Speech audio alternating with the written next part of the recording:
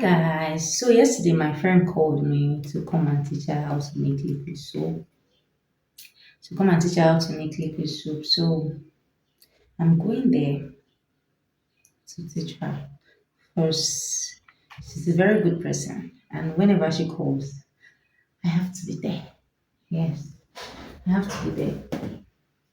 So I'll first forget the chemical shop or chemical store to